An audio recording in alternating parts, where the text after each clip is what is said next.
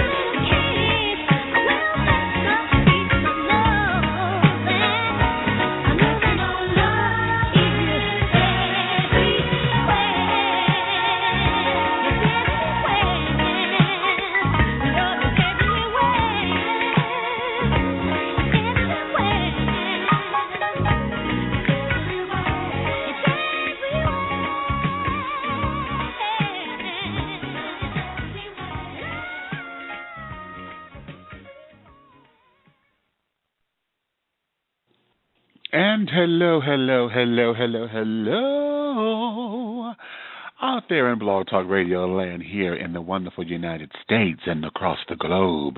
Hi there to all of my friends over there in Germany and in Italy and in the Caribbean islands, and just all over, honey. You know it is another glorious, glorious Wednesday here.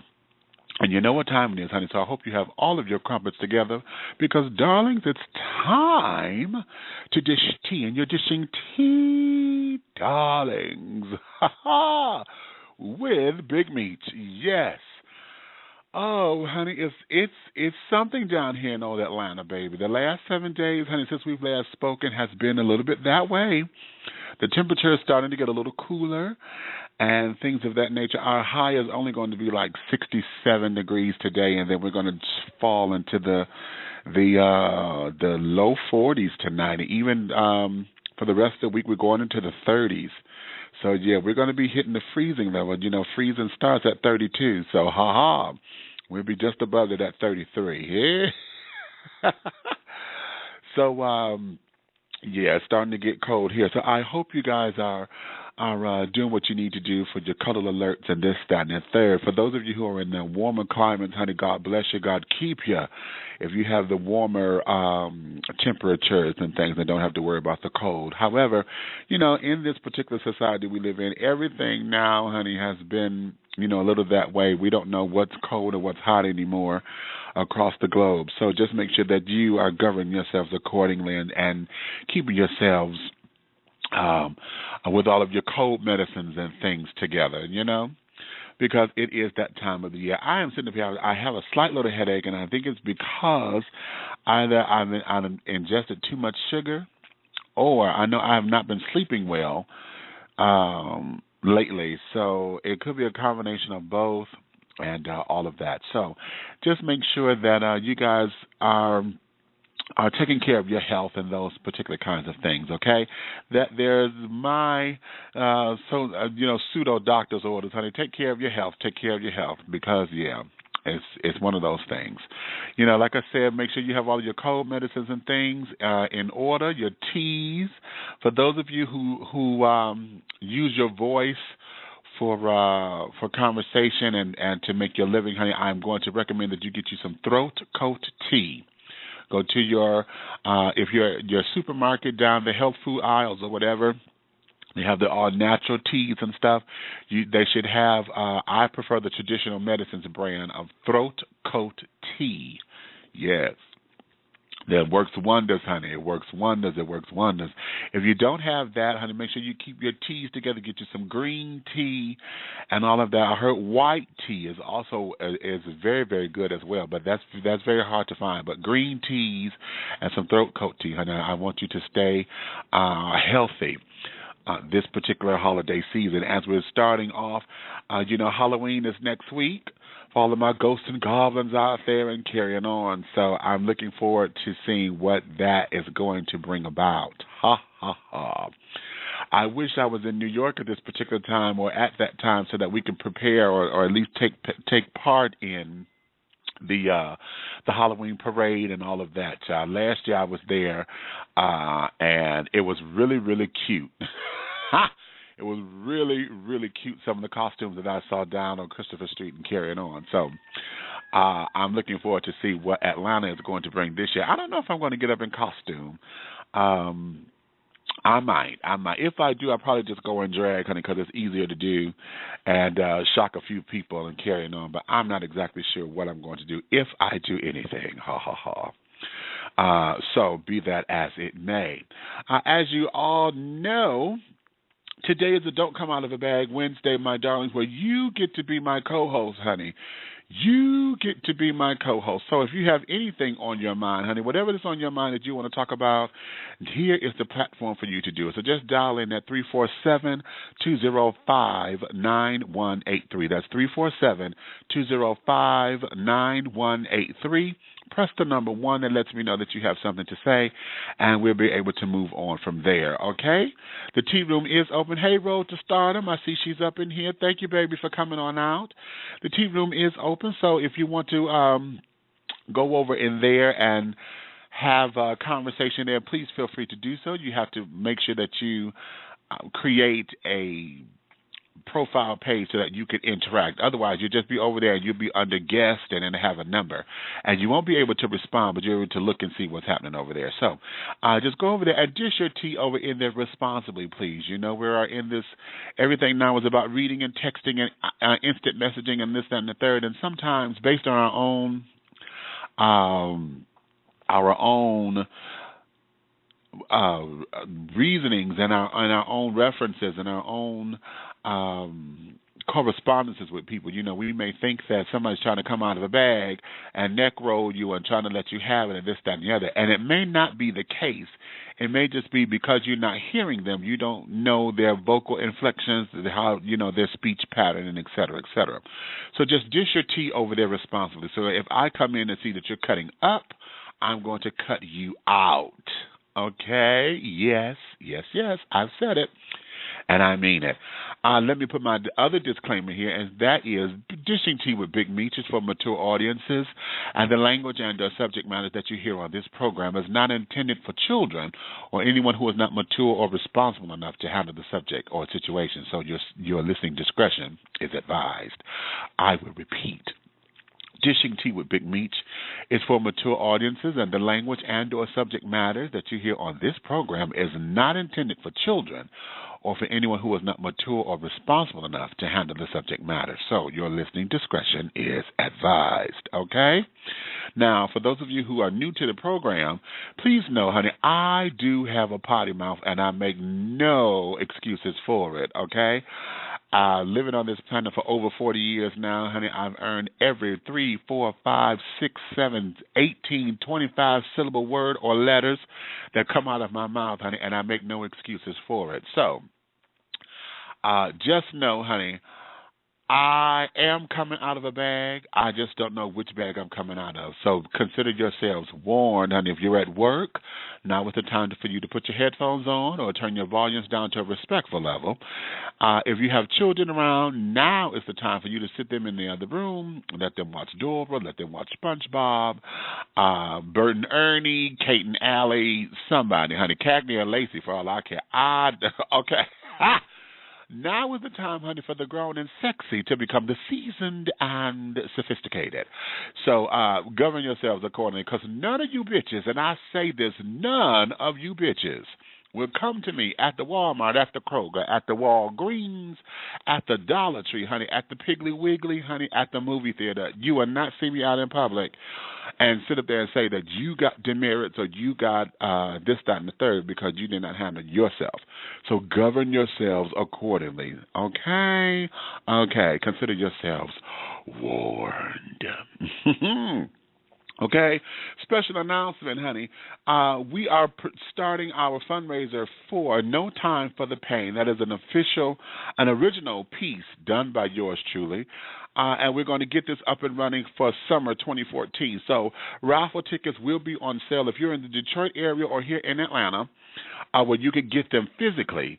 The information will be on the website. If you would like to donate to the cause, honey, that information is on the website as well. Please go to www.dishingtea.com, and you will see the link there on how you can donate to our efforts of raising. We need to raise between $5,000 and $7,000 for the production. So I would love for you to come on board with this and to help me bring my baby, honey, to life. Y'all know I've been trying to do this for the longest piece of time, and now we're looking to get this up and running for summer 2014.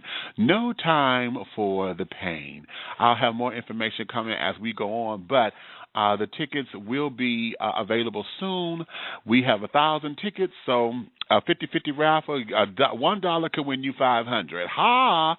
So, and that's cash. So, let me know what's up, and we will go from there. The drawing will be held on January 16th, 2014. That's the Martin Luther King birthday weekend celebration. And the 16th, it will be that Wednesday that we will be on the air. So, so bring in your new year right, honey, your 2014, okay? Nice and clean with some easy green, honey. So $1 can win you 500. So let me know if you want to get a ticket or whatever. Or, hell, if you just want to donate the $1,000. However you wish, whatever's put upon your heart, honey. Maybe I need to go talk to Tyler Perry, honey, so he can lay hands on me, too. He donated $1 million. So, oh, yeah. I know that was shade. Okay. That was shady. But nonetheless, it's true, though. He did it, so... Moving right along, honey. Right now, today's show, I call it I do, you do, we do, they don't. Okay? So we're going to get into that. Keep that in mind. Right now, let me take a commercial break. And when we come back, honey, I'll get into what topics are on my mind today. And then we'll open up the phone line. So if you have whatever's on your mind, honey, you can come on in with us today at 347-205-9183. 347-205-9183. I'll talk to you in just a few moments.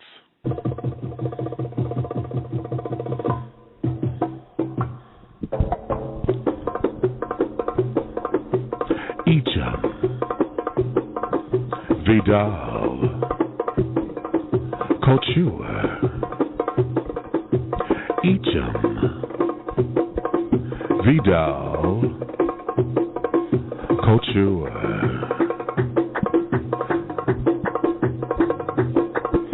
Enjoy high fashion with luxurious twist. Step into the future with fresh, innovative couture. Designed by Miss Michi DeVale. Michi DeVale. For more information, contact Michi at 313-996-9807. 313-996-9807. Or go to Facebook and go to facebook.com/Michi DeVale. That's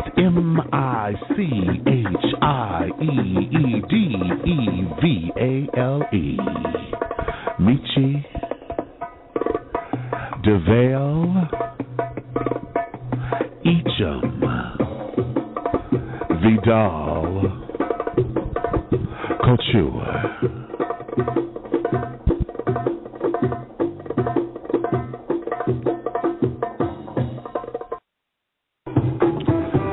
The Big Brothers Network. Yeah, men of color, men of size. The Big Brothers Network was created to celebrate the larger man of color and those who admire him. We intend to promote a positive self-image within our community and the mainstream population. Our goal is to embrace our differences, to inspire self-love, and increase camaraderie through positive, brotherly interactions. We intend to accomplish these goals through the BBN magazine, local and national events, and networking forums. For more information or to catch the latest copy of the BBN magazine, please go to www.bigbrothersnetwork.com. That's www.bigbrothersnetwork.com. The Big Brothers Network. Men of color, men of size.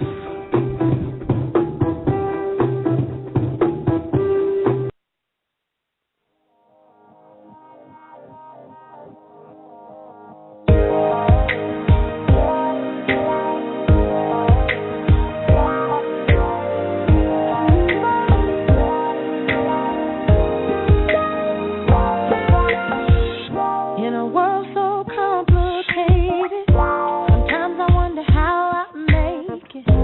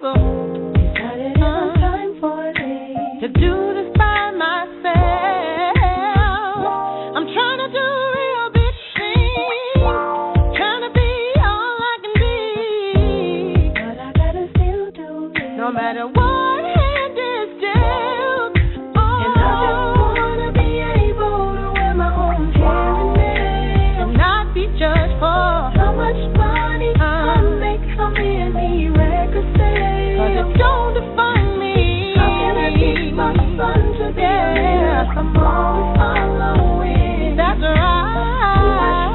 To be someone else. It's hard enough just being me.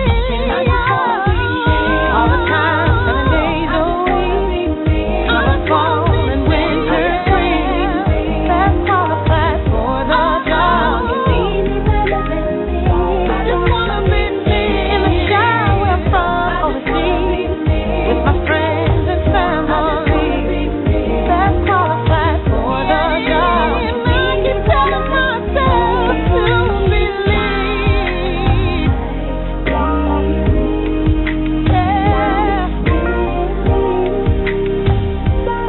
It's what I keep on telling myself every day.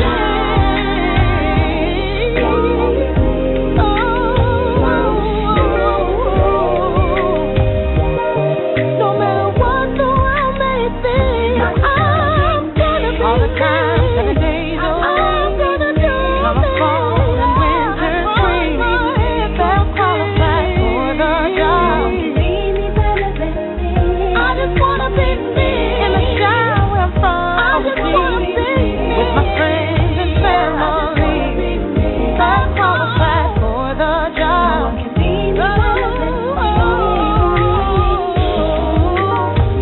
I just wanna be me.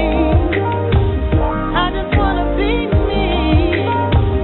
I just wanna be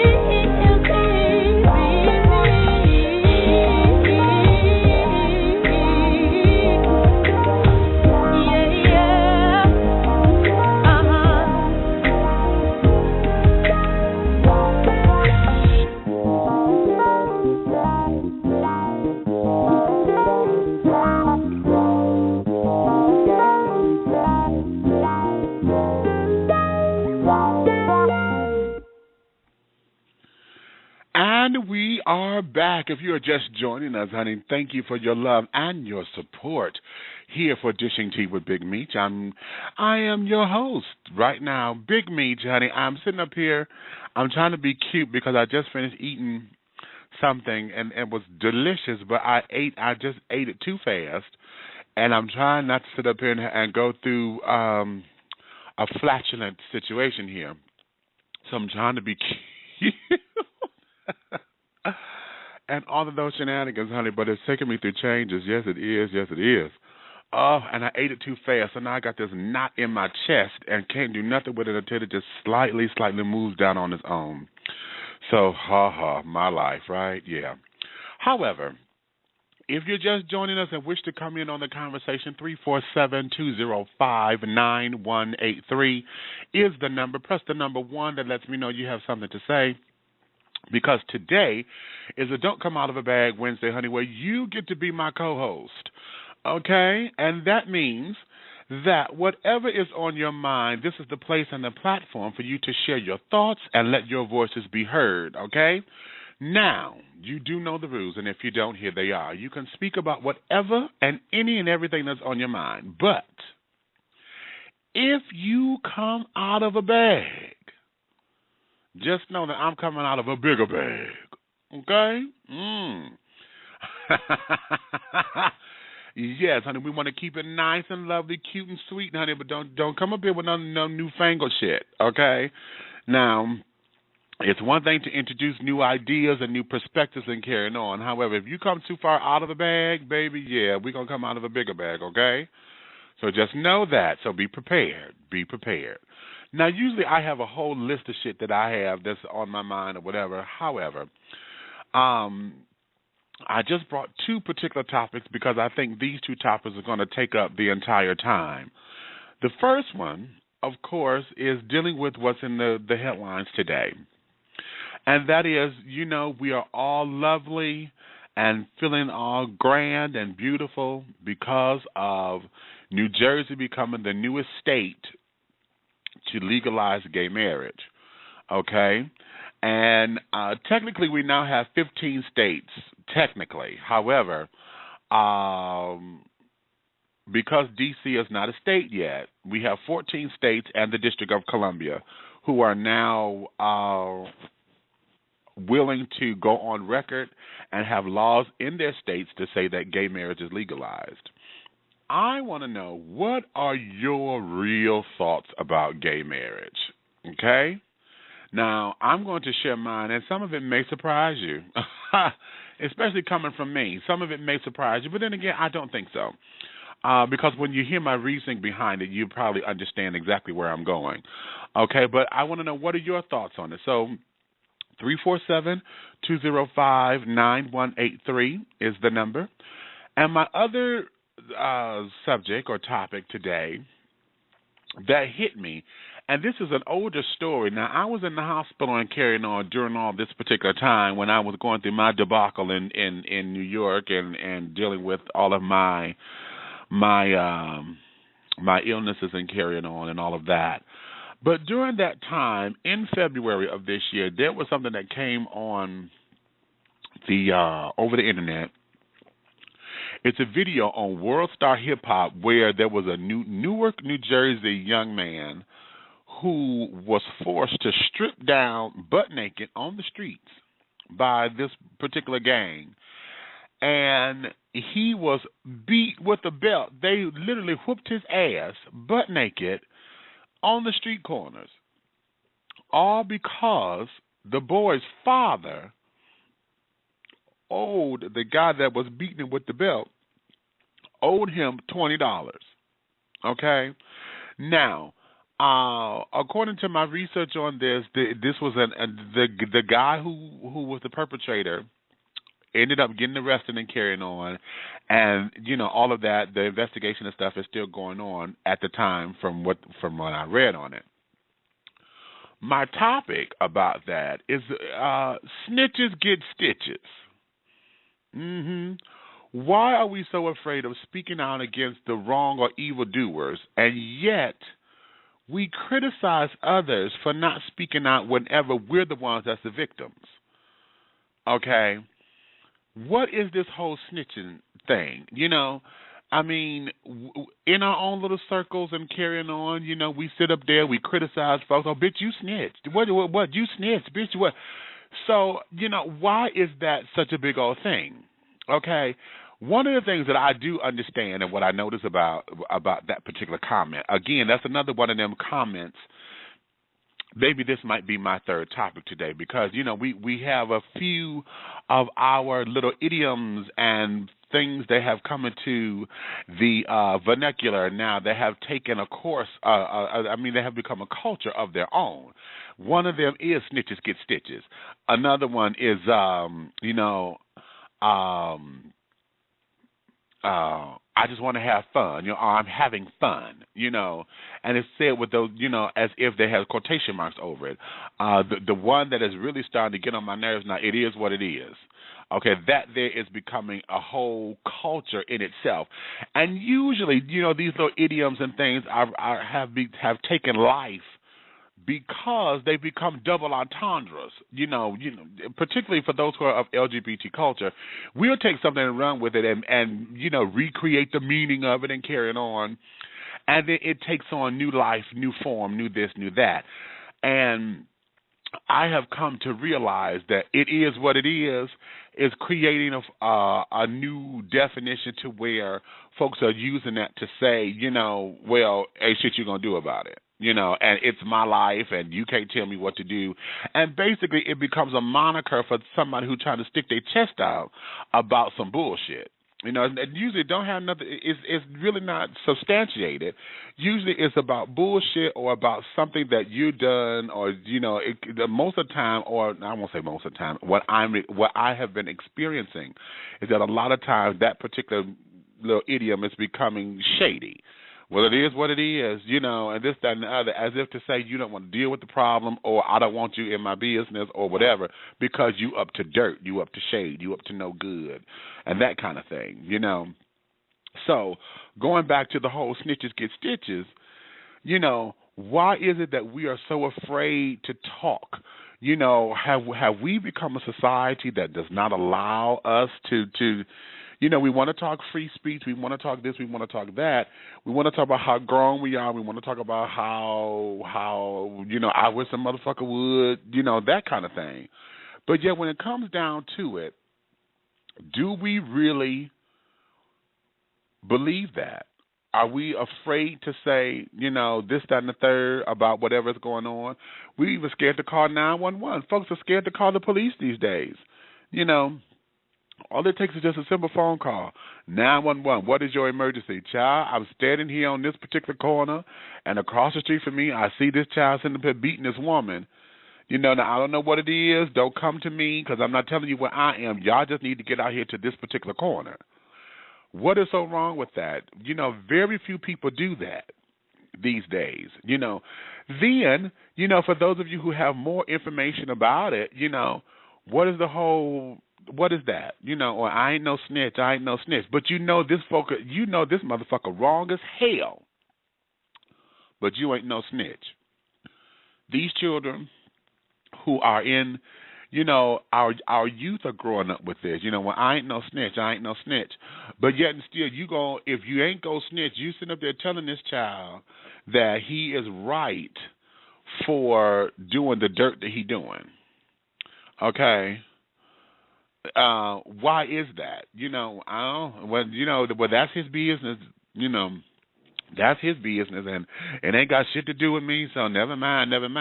Why is that we refuse to get involved? Could it be that perhaps we have been inundated with because how the police officers have been treating us in yesteryear, that they may want to come to you and make you want to be the eyewitness, make you want to do this or whatever, and you don't want to get involved that way?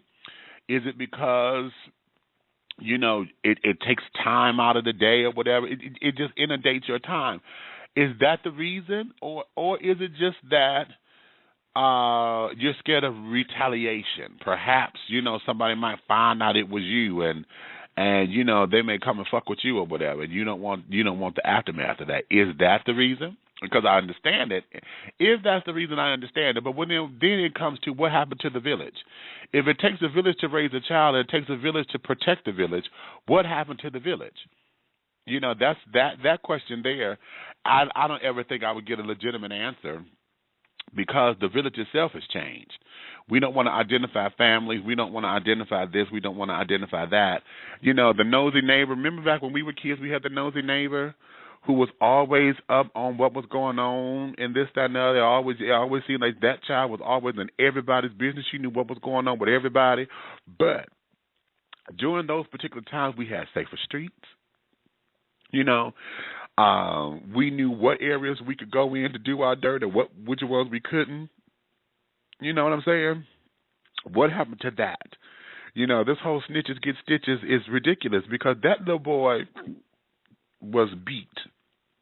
And the way how they did that, it was, if y'all remember the movie Baby Boy, and how Omar Gooding, Cuba's brother. Oh, that's my husband. That's my secret husband. One of them. Anyway, y'all remember how in the scene when he was with the little young boys and he said the boy got hard and this, that, and that, he took his belt off and just beat that boy's ass, literally? Well, that's what this was in this particular video. Now, it was up on World Star Hip Hop and it was up on YouTube, but they have since pulled the video. I found it, and in order to see it, I would send you the link if you email me, because there's a trick to it or whatever, how to get to it. But when you look at it, it is absolutely ridiculous how they did this on the street corners. And Cory Booker, the mayor of Newark, was outraged. And he said something very profound, because he was like, okay, it's one thing that this happened and this, that, and the third. Okay. But it's another thing for those who were surrounding or who were by there, because you could see in the video there were folks walking by and carrying on at times. But what happened to those children? How come nobody called the police? It was a simple 911 call. And, and as he said in the video, at the news conference, yes, this was a prominent gang, that they're probably well known or whatever, and the fear factor may have been there. But now with cell phones and camera phones, because this was taken on the camera phone, somebody could have done something. And why? Why didn't they? You know what I'm saying? Why didn't they? This did not make news until these fools sat up there and put the video up on World Star Hip Hop. That's another. I do have another topic because I need to get into that as well. I don't understand that. Why would people go through doing dastardly things like that to celebrate it on these little places? You celebrate stupid shit. Okay, just like the kids who sit up there, they broke into the store or whatever, they going to videotape it, them stealing the shit, and then they going to put it up on the YouTube or whatever to say this is what they did. Dumb. Why? I'm not understanding that. Have we become so obsessed with wanting fame, wanting recognition, wanting status to where this is what we resort to? These fools put that video up on World Star Hip Hop from his camera phone. And, it went global. Now, you hear them laughing and carrying on in the background because, the boy took that ass whooping. And it was ruthless because he hit him not just on his ass or whatever, but he just hit him anywhere the belt landed. Then he made a mockery of him because he kept telling him, stick his ass up, put your ass up, and so that he could beat his ass. And it's very disheartening to see that go on all over $20. And I go back to my original point. Snitches get stitches. Why do folks not like to sit up there and report shit? You know what I'm saying? Why? And then at the same time, if you were the victim, because now you want somebody to report on your behalf because now you've become the victim.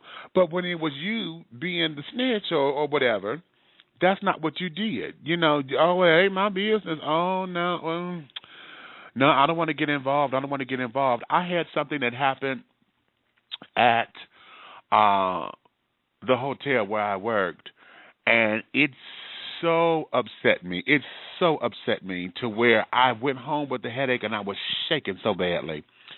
We had an incident where we had a couple got into an argument in front of the hotel.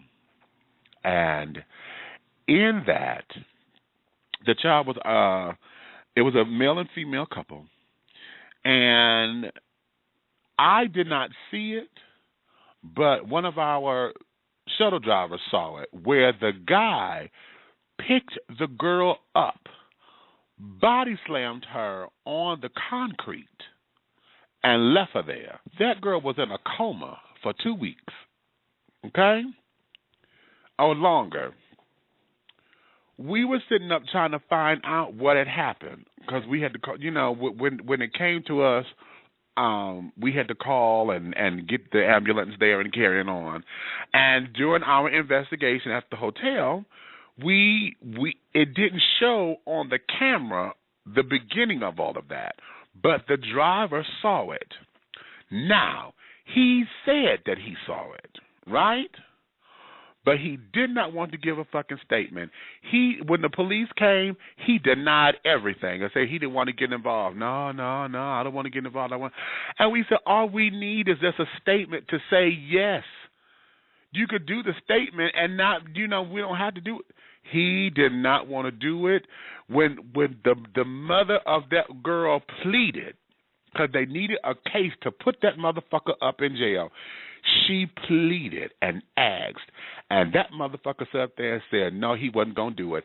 When I tell you everything in me started boiling, because this same fucked up ass driver had an incident where he had a car accident and wanted somebody to sit up there and stand up on his behalf so he wouldn't lose his job, and then got mad because wouldn't nobody sit up there and say what they saw. I said, see, understand.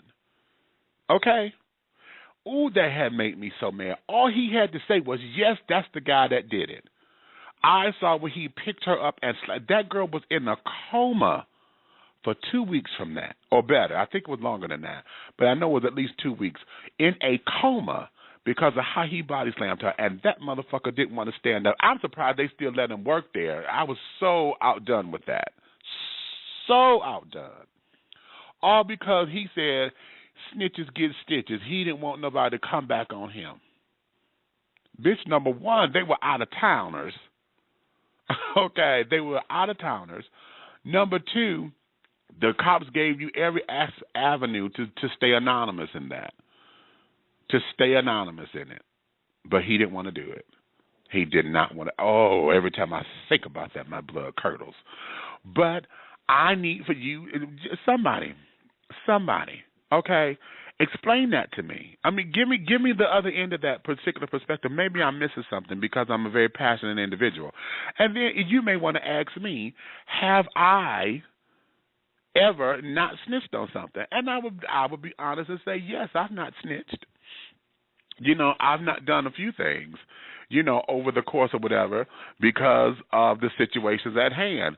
For some of the same reasons even, you know. Hell, as big as I am, you know, I'm outspoken and carrying on. A lot of folks, you know, in my communities and things have, you know, they could pick me out of this, that, and the other. Being LGBT, you know, I'm not the most masculine of things, so I've always been a target to be picked on.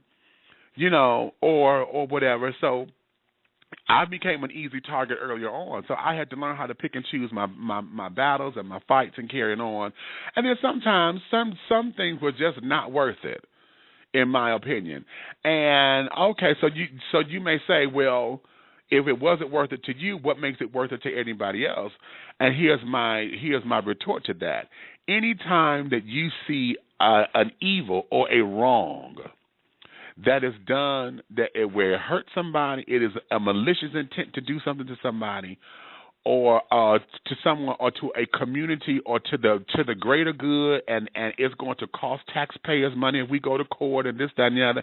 Anytime it's something major like that, then I believe it's a responsibility for everybody to get involved in it.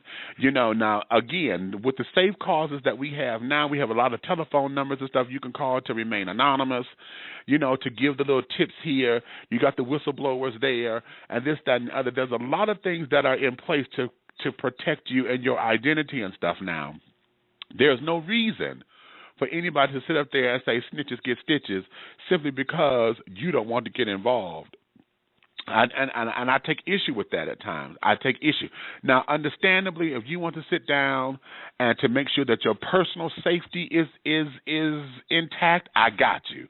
You don't want to sit up there and try to jump into shit, you know, not knowing it's a complete stranger and it's a man beating up on a woman or whatever. You trying to jump in or whatever. You don't want to put your safety at risk. So I got you there. I'm not suggesting that at all, you know, unless you just happen to be one of those children who feel as though you can. I'm not suggesting that you put yourself in harm's way. What I am suggesting is we have to do something with this snitches get stitches thing, because there's too much shit that goes on, and then it goes up under the radar. You know, we got a lot of shit that goes on. I mean, this is how we got bad cops. This is how we got bad law enforcement officers and lawmakers and stuff. How you think the government shut down? Because we got a lot of snitches. Snitches get stitches up there in the federal governments and shit. That how they sitting up there doing all this little bullshit that they doing because won't nobody tell. You know, and when it's the greater good that's at fault. Hell, y'all saw the episode of Scandal last week. Okay, to where the greater good to keep these children safe, they couldn't tell this woman that her son was a hero and he was undercover or whatever the case is. So rather than tell her the truth about him, they went on to do X, Y, and Z and got her living this lie, and that woman killed herself because she couldn't bear the fact that her son was a terrorist or this, that, and that. So see, that's even in the culture that we see in the movies and the films, and snitches get stitches. That there, that's a big one. That's a real big one. And so, you know, that's where I am on this. So I want you guys to come on in. I see we got a couple of callers coming in. And again, I'm coming to y'all in just a second. And again, you know, this whole thing with the gay marriage thing, I'm coming to that in just a second. Because in this whole thing with gay marriage, do I fight for it? 100%. I believe in it. I fight for it. I this, I that for it. But I was having this discussion the other day, and here's the part that I don't think a lot of people are looking at. And we have to ask ourselves, are we really ready for this? Because when you think of the institution of marriage, and you see our heteroattractional counterparts who, where marriage is supposed to be and this, that, and the other, when you look at them, and you look at all of the melee that goes along with the institution, and removing all the happiness, because, see, everybody want to stick on the happiness of it. But let's look at the problems. Because are we ready as a community, particularly the LGBT community? And I want to go to men, because one of the things that the men of the LGBT community, we already have a bad rap of being promiscuous. We don't know how to stay in relationships. We don't this, that, and the other. But now that we're putting and legalizing marriage across, which I do believe it needs to be legal in all 50 states plus the district, 51 states, because we really have 51 states. Okay. I really believe that that's where this is, okay? Are we ready to sit down and have your life scrutinized like that? Because look at relationships now without the marriage, okay? Committed relationships or whatever go through all of the hoopla, you cheating on me, you this and me. For those who got open relationships, those who got open this, open that. You know what I'm saying? And then we're going to bring legalized marriage into it, and something goes wrong in this marriage. Now, what about the reality shows of it? Because y'all know damn well now that we got gay marriage legalized in more and more states, there is going to be the first gay reality show, honey, with these children who are having their lives and this, that, and the other. Are we ready to sit down there and to get into that in that particular regard? To where you know how these reality shows are. They're not a show unless there's some kind of drama and scandal. Well, you get somebody who's in an open relationship that's claiming to be married, and then that shit is on TV, how I got my husband here, but yet I'm fucking around here, here, and here. Are we ready for that kind of scrutiny on that particular platform? Are we ready for custody battles with children on that platform? Because, of course, if marriage is legalized, then we got to start dealing with custody battles. We have to deal with alimony instead of palimony and things of that nature. What about gay divorces? Could you imagine a gay divorce on Judge Joe Brown or Judge Mathis? Are we ready for that?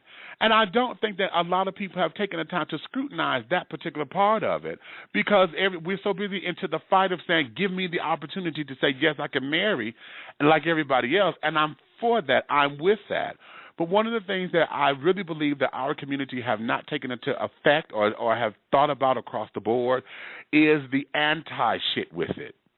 Because all of the stuff that those who are against gay marriage will end up becoming the spectacle and end up proving their point in some regard. Because it becomes, see, I told y'all they shouldn't have, and I told y'all they shouldn't have, and I told y'all they shouldn't have. And I'm wondering, are we really ready for all of that? Are we ready for it? Because, once it starts, it's going to be on the messy end first before it comes to the middle, and we find that common ground, and it blows over to say, okay, yes, now we can breathe and say, okay, this is where it is. Because of the spectacle of it, and, of course, we got all the children out there who are ready to point the fingers, and this, that, and the other. I had the audio clip, but I didn't upload it, where, again, Cory Booker out of Newark, conducted and performed the first gay weddings in New Jersey when he right after midnight, and it was some guy there who ended up staking out. He camped out at the courthouse or whatever, just so that when it got down to the part where if there's anyone here who has any reason for this man and this man not to be joined, speak now or forever hold your peace. And the guy ended up hollering out, well, this is a crime against God and this, that, and the other. And he had his say, and they escorted him out and this, that, and the other. But are we really ready for all of that? Are we ready? And if so, are we ready for real? because, of course, we got to be ready for those bullets and for the darts and the daggers because it's going to hit. It's going to hit, baby. And when it does, are we ready to handle it? Let's go to the lines. 313-854. 313-854. You're dishing tea with Big Meech. And wait a minute. Okay, come on. The thing is filtering. And come on in. While that's trying to, come on now. What's going on with the thing? There we go. You in? 854? Good afternoon. How are you today? I'm trying. Hey. What's going on? Oh. All right. You done said two mouthfuls. One, you know the problem with snitches and stitches? People are just shady by nature. And this is case in point. Say you married. And I come to you and say, Big Meech, I saw your husband up on 3rd and 4th with X, Y, Z, Z doing double L, double D. Okay? Right. Now, 9 times out of 10, you're not going to go home and say, baby, what you do today? Or, baby, did you go to work? Blah, blah. First thing people do is, Rod told me he saw you. And I'd be like, now, why would you do that? Like, exactly. Why okay, right. would you do that? Because then the argument goes from, oh, you going to believe that nigga over me? See, why? Right. But that's what we do. We can't never just simply say, well, there are ways to detect and ask questions to figure out, okay, well, what's your day? Exactly. How was your day? Anything. But they come right out, so-and-so said. They saw you, and I'd be like, okay, and now you going to want me to tell you something else, and I'm not going to do it. Okay, that's right there, because now you done became the undisclosed informant, I become the villain. I'm the villain now. And they wind up, the issue that they're having is never addressed because then I become the issue. Because the other person is smart enough to know, okay, I don't want to talk about what I really was doing, so we're going to talk about what that nigga did. Right, okay, exactly. Come on. So then the argument becomes, well, why you going to believe your boy over me and blah, blah, blah. Then we got to go through all that. By the end of the conversation, you've been to forget that I said she was over there with Susie, Betty, Boo, or whoever the heck they was doing at the time. Right. Okay. What was the purpose of me saying? What was the purpose of me telling you and nothing was resolved or done? What was the purpose? Okay, exactly. I feel you on that. And see, here's the other thing that gets on my nerves, because I know when you want to pick and choose your fights, we always say you can't tell a bitch or a queen nothing about their man, because the second that you do, then it becomes this battle, because he rocking your world or whatever, the sun rises or set on his ass or his dick or whatever, and he can't do no wrong. So now I become the villain again, because now, you just trying to be shady because you just jealous because I got a man and you don't. Bitch, you know what? Let me get up out your goddamn business. Don't come to me when this motherfucker hurt your feelings, because now I'm trying to. Then you want to see it becomes a double-edged sword, because y'all know I've been accused of being a killjoy many times, and it hurts my feelings from time to time. But at the same time, I cannot be a true friend if I am not sitting up here making sure that your best interest is at heart, because all that I'm doing is thinking about you.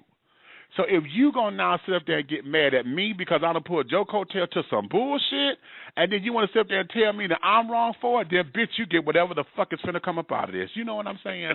You go right the fuck on. Go right the fuck on, and don't come bring me them goddamn crocodile tears and shit when it's all said and done, because bitch, I told your ass, listen, you need to watch out for this, because X, Y, and Z, child, I done saw him this, I done saw him here. Okay, what you mean? Just what I said. I ain't saying he done did. I'm just saying, girl, okay, the writing on the wall, read it. Don't get mad because the writing on the wall and your ass refuse to read it, and I come in because I read out loud, I read it, then you mad at me. Right. Okay, I'm sorry. But, But it works that same way in the court. And because to me, there is no such thing as an anonymous tip. Okay, exactly. 9 times out of 10, the way our legal system works, you have to be able to prove what it is you're claiming. And in order to prove what it is you're claiming, you're going to have a witness. And who's a better witness than the anonymous person who came forward in the first place? Okay, right. Okay. How about it? Well, see, okay. I'm not saying that excuses. I'm not saying that excuses or that's right or, you got a leg to stand upon. But all I'm saying is it does make people a little reluctant to come forth and do what you might call the right thing. Exactly. Okay. Yeah. And here's the thing. Yeah, go ahead. Go ahead. No, go ahead. Gay marriage. Gay marriage. I don't think I'm for it. I'm for it in that, to me, like you said, because you watch it every day. You see people that meet on Tuesday. Mm-hmm. They in love by Wednesday. Mm-hmm. But they beat the shit out of each other on Friday. Right. If we were to get married, I believe, because of some of these people that start paying, as you said, alimony, they will put out some of them shenanigans and tomfoolery. Because nobody going to want to be talking about, I got to take care. No, I don't. Yes, you do. You want to be married. This is a part of being married. Exactly. Next time, take your time and get to know who it is you're marrying. Exactly. Now, you just used a term that when I had this conversation the other day, this is something that nobody has considered because right now, the police don't like to do anything with domestic violence, period. And you talking about a gay couple, we already know what that was now as far as police responding to domestic violence with gay couples. Okay, particularly two men.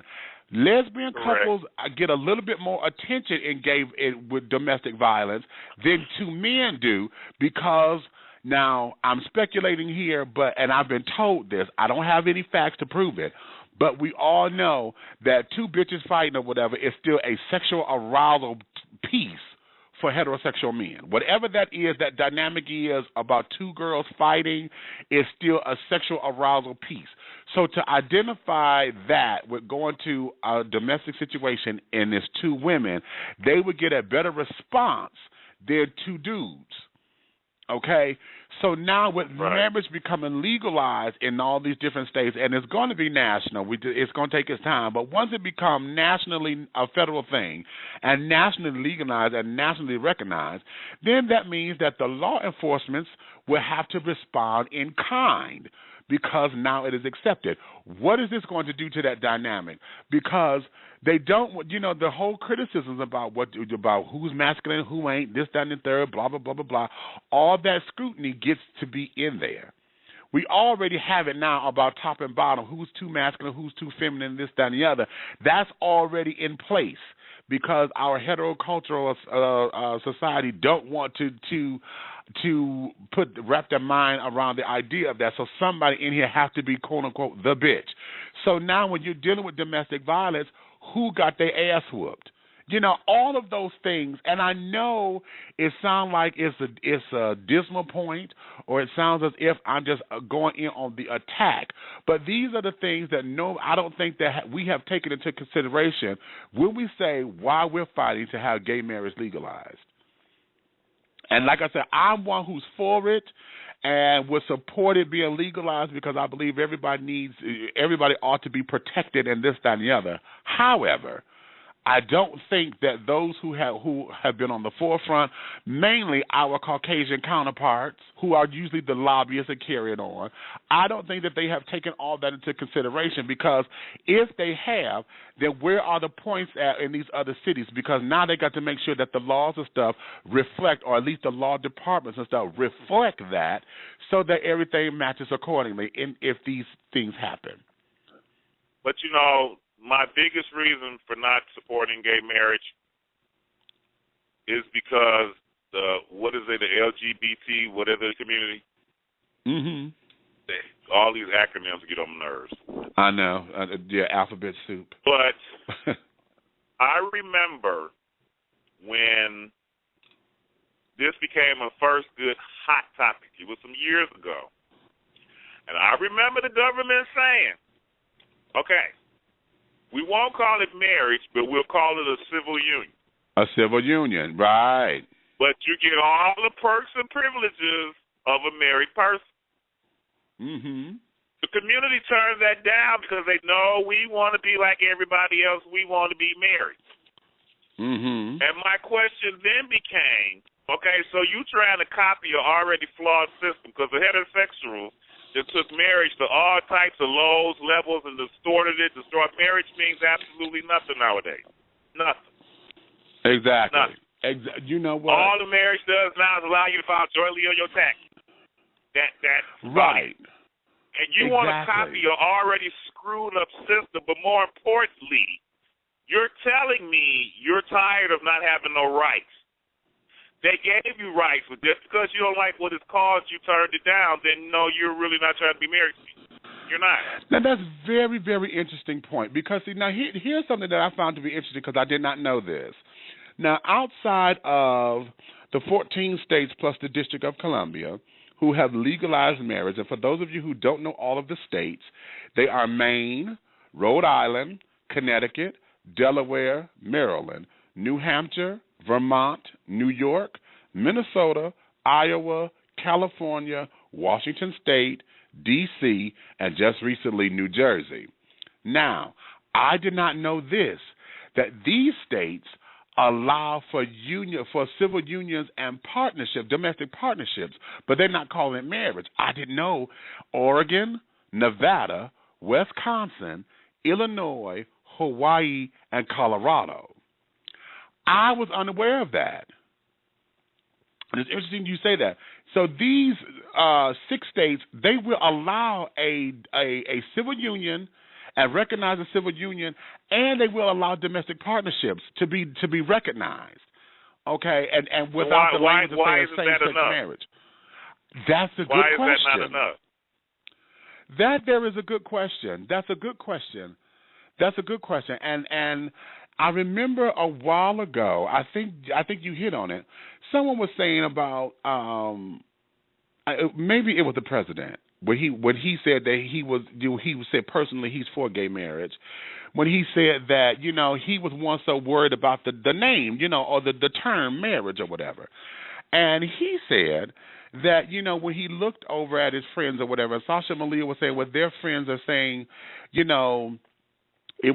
not just the Sasha Malia's friends were like, their friends' parents were not able to do this and do that, and he said he was talking with his friends, and they were saying it was more than just the word marriage, it was just that everything that goes with it as far as it being recognized, because a civil union was not treated the same as a marriage or whatever the case may be.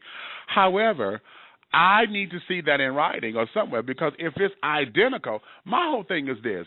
We are, as an LGBT community, I get so tired of us, feeling as though we have to copycat everything. If we say we were special, if we say we were original, if we say that, we didn't want to be straight and blah, blah, blah, blah, blah, why are we so busy making sure that everything that we do mimics that which we saw was to be flawed anyway?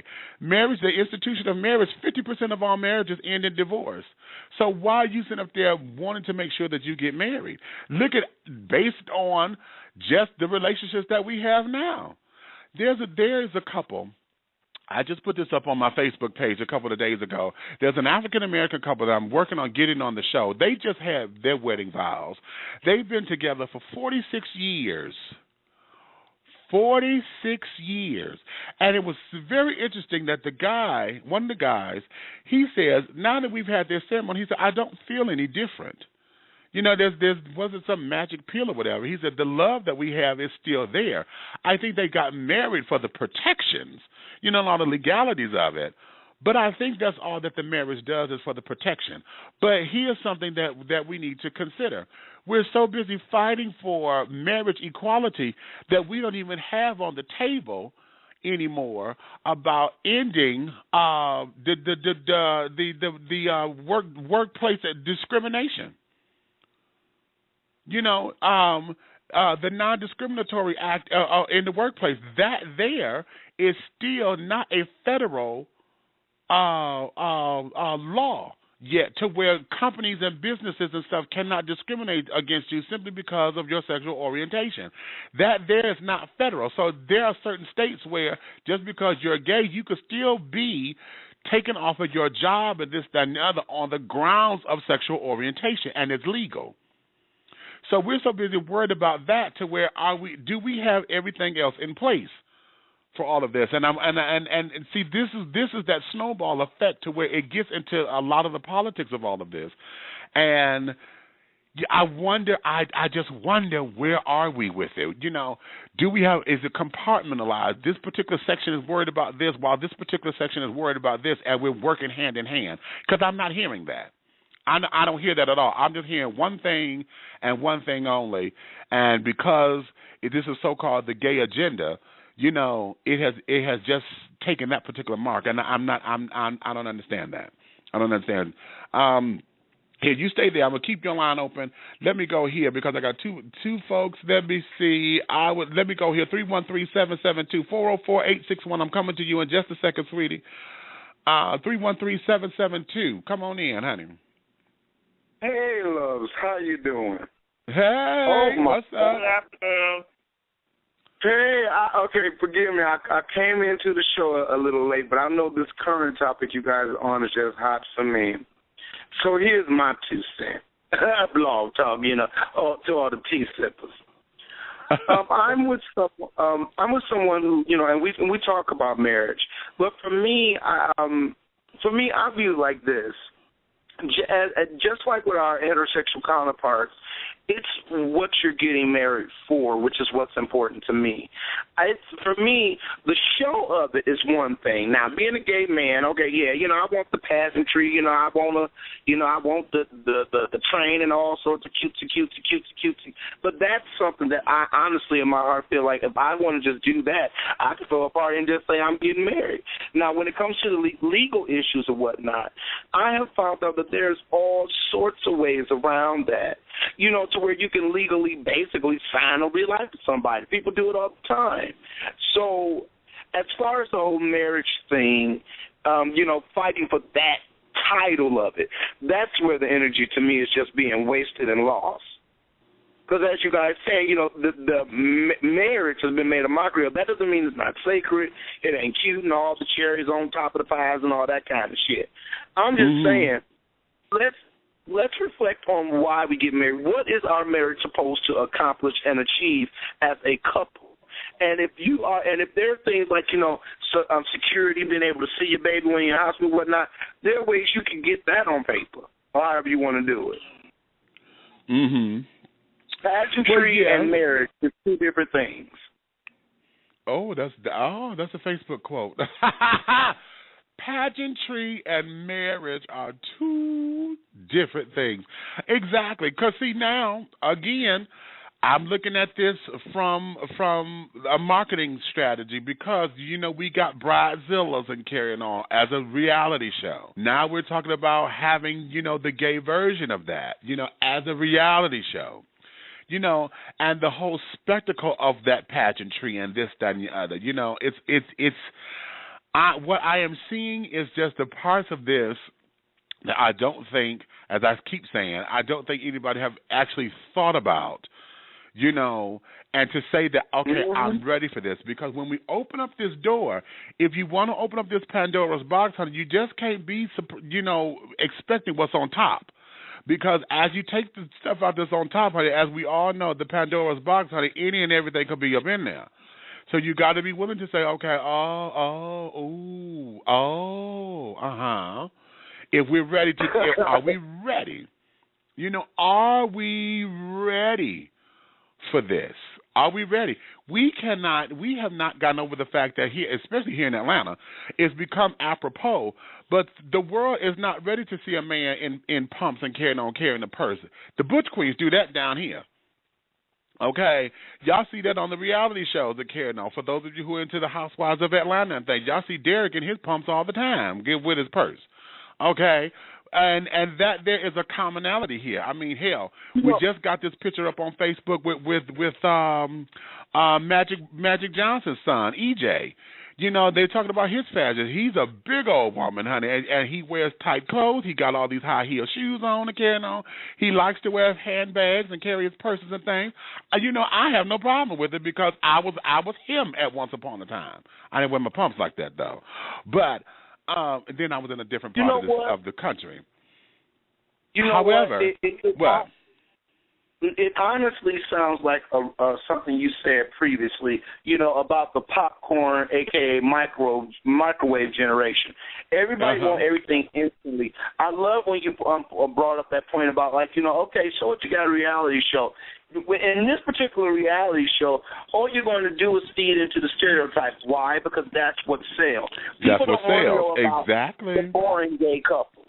They don't want to, you know, I disappoint people all damn time because I'm not that type of fad. I'm not the one that's going to sit here and decorate your house and tell you how to dress and then go ride around with you and your man. And then I don't want to know about all your dirt. I ain't her. They exist, just like they exist in the straight world, but it's more expected from the homosexual to be tolerant of some really absurd shit. Right. We always are the ones, you know, being told behind closed doors that the wife cheated on the husband. She geeked to tell us. I'm fucking all sorts of niggas, getting my coochie ate and everything. Like, why are you telling me this? And the whole attitude is, we're gay, so of course you can't object to it. Says who? Right. Exactly. I don't do that. That whole absurdity to it. Exactly. You know, it I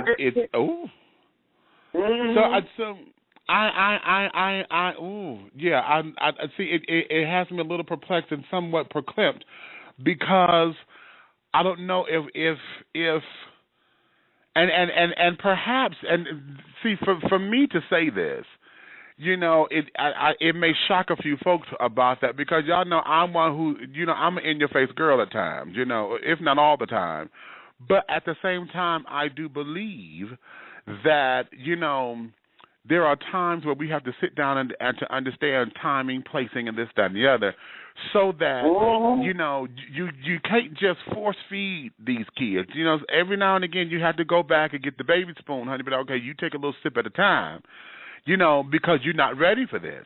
Now, y'all know I'm a shoot from the hip kind of person for the most part. There are moments where I have to sit down and you know, I had to regroup and reprocess it because if I say it like this, it's going to come across that way. And if it comes across that way, then I got to be ready for a battle because it's going to be too harsh or too this or too that. So in that, you have to take that lesson and take it across the board because not everybody is going to be ready for at the, you know, at the level of that. And this is not to say that we need to you know, pussyfoot around because not everybody's going to be ready for everything. We understand that. But at the same time, you know, some things just have to be thought out. It just have to be thought out on the whole spectrum of things because I don't think that we've done that. Let me go here. This is somebody calling from the computer. I just got ones across the board. This is an anonymous call. Hello there, caller. You're dishing tea with Big Meech. Well, hello, Big Meech. How are you today? Get out of here, really. Well, on that particular topic, I'll just say something briefly.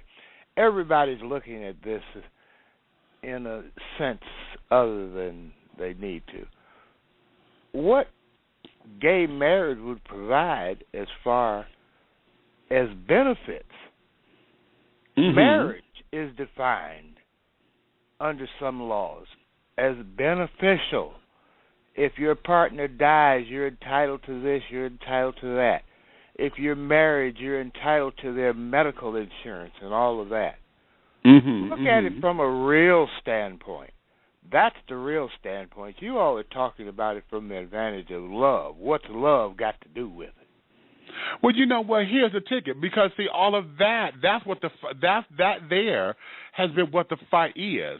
all of what you just said is what everybody has put on the forefront of why they're fighting for gay marriage. It's for that reason, and a lot of it became very, very, very popular or on the forefront when we started having a lot of the explosiveness with HIV, and when we were losing a lot of people at the time due to the virus and carrying on, and how the families would come in. They done stripped their loved ones from their lives, and then now that we finna put them in the ground or whatever, you gonna come in and tell this man that he who has been in this relationship with him for 25 years, that he's not entitled to anything. We done built this house. We done built this together. You was nowhere to be found, but because you are the quote unquote the next of kin, because they don't recognize us legally, you get to come in and tell me I'm not entitled to my life.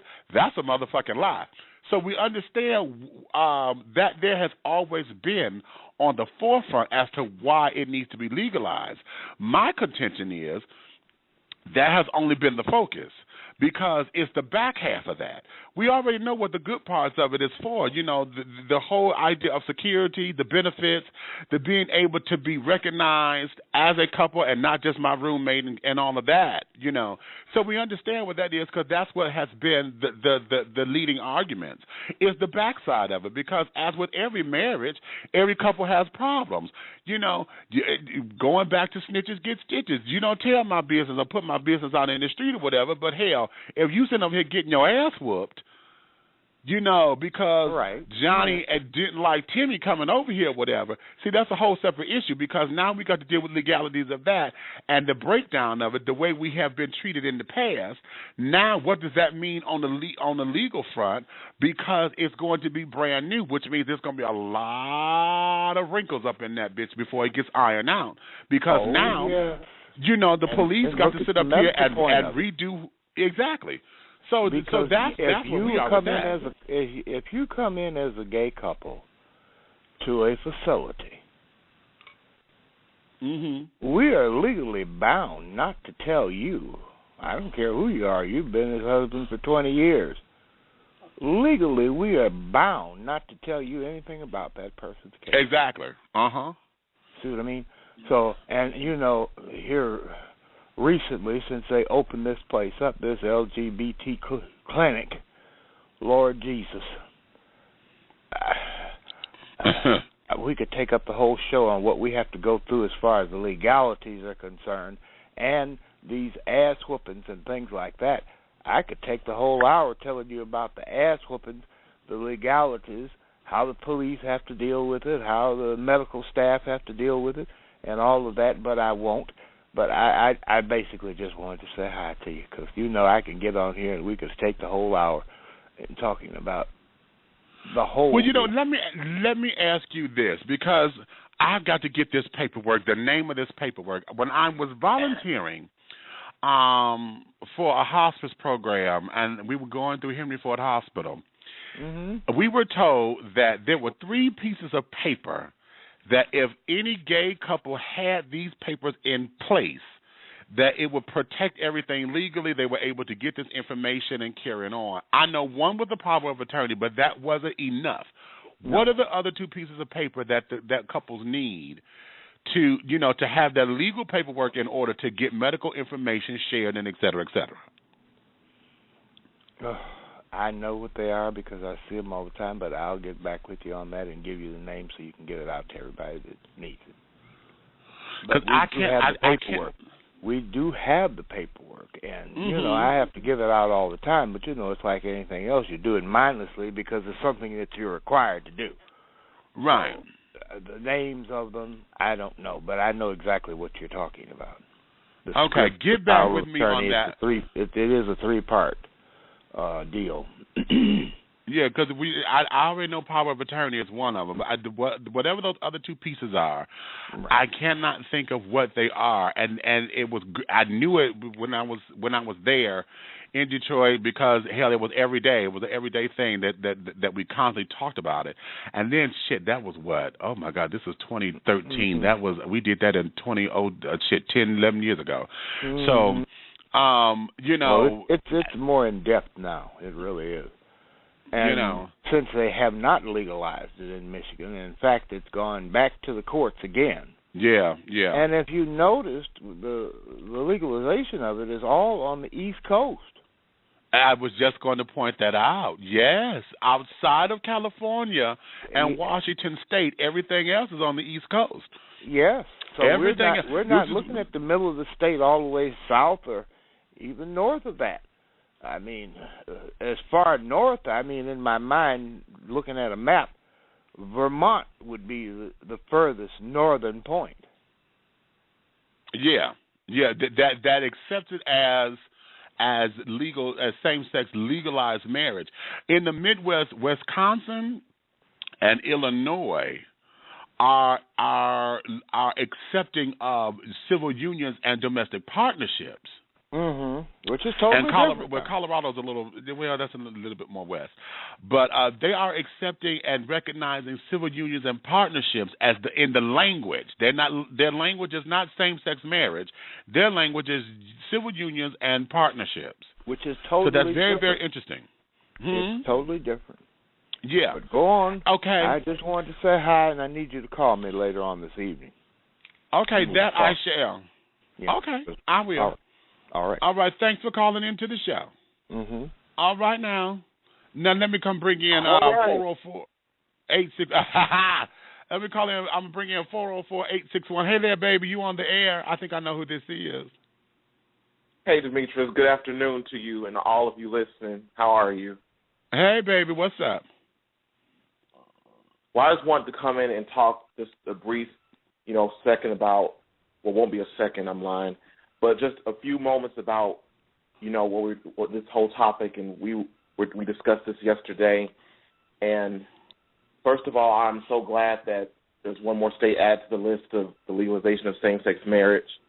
And I'm glad that people in New Jersey who are gay and lesbian couples will have the opportunity to be married and will be, viewed as a marriage under the law in New Jersey. And, of course, with all of this year has been so wonderful for the equal rights of gay and lesbian couples, with DOMA being struck down and Prop 8 being struck down in California. It's been a wonderful year, but as I always say, the fight's not over because, at least there's still a long way to go. But my whole concern is going back to what you said as far as, I don't know if he's on the line where he talked about the pageantry of gay marriage. We see, there have been quite a few instances, in the news and in the media where you have these gay couples. It's more so with men. Of course, there are lesbians being married as well, but it's more so with the gay man that, you see the beautiful ceremony and, you see the whole planning and all of that. And that's wonderful because that's something that I want one day. Hopefully it happens to me. If it doesn't, oh well, but I would want it. But like you said, as far as, the difference between pageantry and a marriage, because there are people, even in heterosexual, marriages, that only got married because of the kids. That only got married as well. We've been together for 25, 30 years, and we might as well just go ahead and do it. Which, to me, if that's somebody's prerogative, I'm like, okay, well, do you? If you like it, I love it. But at the end of the day, for the gay and lesbian couples, there are still the responsibilities of a marriage, because marriage, as we all know, is the unification of two souls, two hearts, and two minds. And, of course, with different personalities, there are going to be difficulties. And I think what you said is true. I think that we in the gay and lesbian community, we don't realize that marriage is going to have its ups and downs. And, I've never been married, obviously, but I've seen marriages in my own family that have been through, emotional roller coasters, and I've seen more divorces than I have marriages in my family. And what you already know, I'll tell you about that later, Demetrius. But I think we have to understand that just like that couple was a beautiful story, how they were together for 46 years and they just now got married. And then I saw the video and I thought it was wonderful. Adopted a son. They have a granddaughter. But people have to understand, it's like, do you honestly think that for 46 years it was just smooth sailing? I'm not talking about in perspective of society, but within that whole relationship, you are not going to go almost 50 years of being together and not have difficulties and issues, and we have to really, like you said, we have to take the good and we have to take the bad. We cherish the good and we learn from the bad, but I think that's the part about gay marriage in general that's not talked about, where, you know, like you said, as far as, you know, hopefully there's not any scandal, but there's still going to be disagreements. There's still going to be moments of disharmony, and that's the part that needs to be, you know, brought out more into the forefront to let you know this is not just a utopia, and just because, we're gay and because we're married, all you know is just going to be sunshine and roses every single day, and that's not the case.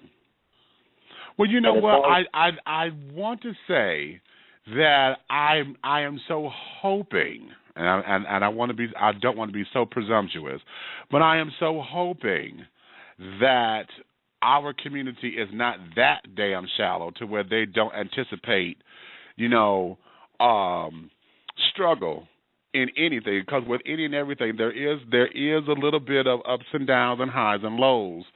So I don't want to think that or be too presumptuous that we just have complete fools, you know, on the horizon. However, I would leave that open because I know somewhere along the line, somewhere is thinking that they're about to have their little rose ceremony or whatever, or think that they're finna go to live out some kind of fairy tale and they live happily ever after. However, honey, happiness, honey, is not always, you know, sunshiny days, honey. I could be happy and it's storming outside or whatever. But, you know, I will say I will leave it room for that because I'm sure there's a lot of folks who think that. And the same token, you know, in dealing with this, again, you know, I have a personal thing, and this is just my personal opinion, about folks who end up doing shit too damn quick. Like the caller said earlier, honey, you just met today, okay? You in love tomorrow. And then here it is Friday, this is your husband because the dick in the ass was good or whatever. And now come Sunday, you talking about we finna get married. Where did you get time to know this person? Because Saturday, honey, you were too busy afterglowing and basking in the afterglow of love or whatever to where you don't know who the hell you are with. And then you want to make proposals and carrying on. And then, we used to do this in the church, folks would sit up there and say, okay, you know, met on Saturday and carrying on, announced your engagement come Sunday. Now, Monday, the pastor said, okay, show up for the marriage counseling, and it's going to take a year of counseling before we do the ceremony. You get an attitude. Well, why can't we do it now? What the hell do you mean that you don't want to take a year's time to go through the counseling session so that y'all can, this is a makeshift, this here is to prepare you for the life together, and you done got mad because they can't perform the ceremony right away? Bullshit. What are you in this for? You just said you want to pledge your life with this child. You know what? That's definitely... Well, in my opinion, people that mess with that little thing, you know, saying happily ever after, and it's happily, to me at least suggests this. That means that you learned how to get along and you cool with who you with. You got along happily ever after. That don't mean every moment. And that's, you know, I think that's a part of the trickery that, you know, a lot of young couples get, you know, because, you know, we always, you know, statistics about high divorce rates high and all that. But I think that's a part of the, again, the pageantry, if you will. You know, we got married for the kids. You know, every other reason other than wanting to be with this motherfucker for the long haul. Just like the gentleman said earlier, what does love have to do with it? I must object. Love has everything to do with it, because if I don't love you, then I don't trust you. Amen. Not necessarily, because I can love you, but don't trust you. I'm not saying I'm not saying that my love guarantees your trust like that. What I'm saying is, the true love has all that encompassed within it. The trust, the loyalty, the whatnot, because you get to know you get to know who the hell it is you're dealing with, and you work with that. And if you're blessed, if you're really, really lucky, or however you want to view it, you will find somebody compatible. Does that mean every goddamn day is going to be lollipops and sunshine? Well, baby, if you get that, write a book about it because I'll read it. But until then, reality say, some days you're going to get that sour. Okay. Some days you don't get that. Now, you can either roll with it and learn how to do more productive things with it, or you can sit and bask in the misery and become a willing victim to life. That is something I've tried. It wasn't fun. I don't need to go back there. I want to try something different. I know how to keep myself miserable and lonely and motherfuckers away from me. Now that especially God, thank you, Lord Jesus. Now that I found me a little piece of love, let's see. All you can do, baby, is try. It's all one big old guessing game. But as you get older, hopefully you discover who to play the game with versus who not. You should not want to play with the game with somebody who's cheating from the beginning, because they ain't never going to bad by you. Right. And that's your fault for doing that. Exactly. What you say? Who's cheating from the beginning, honey? And just to stretch that out, because I love how you say take it across the board. Please, my dear tea sippers, my fellow tea sippers, I feel like I'm talking to my mankind in my community. Babies, what I said does not just apply to somebody running out putting their private parts together. I mean that raggedy motherfucker you met that argued with you from day one in a way that made you just feel cold and abandoned. What the hell are you trying to create a long life with that? Right. Hello. Learn to leave some shit alone and be your own best friend. That's right. Who the hell want to be with you and you don't like your own ass? And yes, I only speak of this because I had to learn it the hard way. I'm a hard-headed motherfucker, and that's how my bask in it. But there's a time and place, as you say, for everything. You know, baby, there's a time when we must leave some childish things behind. You ain't got to get rid of everything to bring you joy. But leave some kiddish, silly shit back in the past. Oh, I did that. Now move on and do better. But now here's the ticket. Here's the ticket, because, see, if you're leaving it in the past, it means that you've outgrown it. There you go. See, some things you want to keep a little bit of that little childlike heart or whatever, because you don't want to be so serious to where you don't know how to be, to have your fun, to use your imagination, to do this, to do that. Because as an adult, those things come into play. As you all know, just in the most carnal sense, you need your imagination, honey, when you're trying to touch in places you want to touch, and this, that, and the other, to keep everything fresh, alive, and wonderful. Okay, so you have to understand. You have to understand where joy centers from. Center yourself around joy. But when it's time to know that you have outgrown something, don't try to force that square peg into a circle, or the circle into the square peg. Because if you've outgrown it. That means it's time to move on from that. It doesn't mean that you're not a child at heart or whatever. It just means that you've outgrown that. That's a lesson that I have to learn, because in my 40s, dealing with our community the way that it is, we're such a superficial community to where, hell, I don't like to sound as if I'm bitter. But shit, there's nothing for us to do. In my age bracket, we're back on needing to create something, because there's nothing that's age appropriate, or whatever, without us feeling as though, or looking as though, or dissing as though, as if we're out of place. And then when you go to it and you feel like you're out of place, it's because you are. If you feel like you are, it's because you are. So you have to understand that's where that balance and where the balance come in of understanding and the wisdom to know the difference. Whether if it's childish and you have outgrown it, or if this is something that you need to keep a hold of or whatever. Because when you outgrow it, you outgrow it. And that there, when we to link all this to relationships and this whole marriage thing, a lot of times folks stay in it, like we see heterosexuals do. They stay in it for the wrong reasons. You done got comfortable. You done got comfortable here. You were hellion outside the doors of this relationship, but you scared to leave this alone because you done got comfortable in it. Oh, I know all the tricks to this. I know what he gonna say. Oh, he'll get mad here, but we'll get over here, brush this over, because you done got comfortable there when you knew all the time it was a done deal to begin with. But you dismissed and denied. Exactly. So don't what? deny.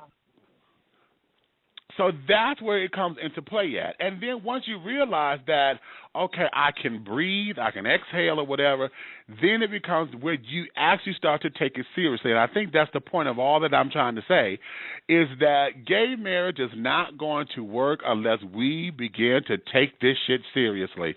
And one of the things that we need to look at very, very seriously, and I'm going to say this, and heterosexual couples and carrying on want to rely on this scripture here. Let not the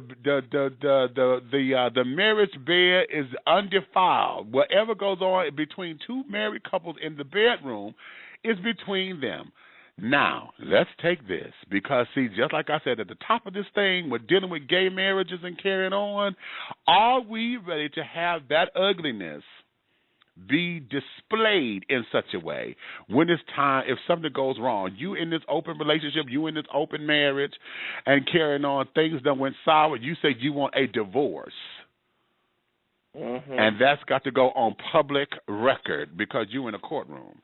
All of that got to go on public record because you figure to spill all your tea. Are you ready for that? Witnesses and carrying on. And this, are we ready for that? Because we were ready for the pomp and circumstance. You had everybody else there. You done had a 1,500 guest wedding. You done spent like the black couple did. They spent that $3.some million for their wedding. Glad they had the money for it. You know, the two professionals, that was a sickening wedding. They had Diana Ross as the wedding singer. Bitch, who does that? A black couple, black gay couple, male couple. Lovely. Okay, lovely. Okay, lovely. I think I sent you the pictures of the Louis Vuitton cake and carrying on, or whatever. They had two different wedding cakes. One was made into the form of the Louis Vuitton luggage, and I forgot what the other one was. You know, sickening. Oh, baby, they were sickening. I was not mad at that, honey. I lived vicariously through those pictures. However, okay, the flip side of that coin, if it cost you $3.some million to marry that motherfucker, let's hope it don't cost you 10 to divorce him. Ooh. All right. And you know what? That's another thing I had to learn that I would say that it took me a minute.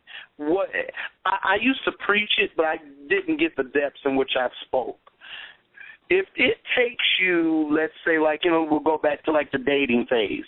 If it takes you to, you know, just to date this person, always wine and dine and whatnot, maybe it's going to take that and then some to stay married, because that's when you got to get creative. However, you know, it's on, I guess, the lighter side of it, if you see you hanging with someone, you know, who enjoys a nice walk in the park or reading together or whatever the hell you can do that, you know, as they say, the best things in life are free, who can literally enjoy that, then, you know, I'd say right there you got something to work with. If nothing else, you ain't with somebody that's going to take the finances. Exactly. That way you'll have $3.something million to spend on a wedding and have Diana Ross and Supremes and probably Patti LaBelle and her girlfriends come up on stage and do something. See there? Okay, now you know I got to have my mom at my wedding. Shit, okay.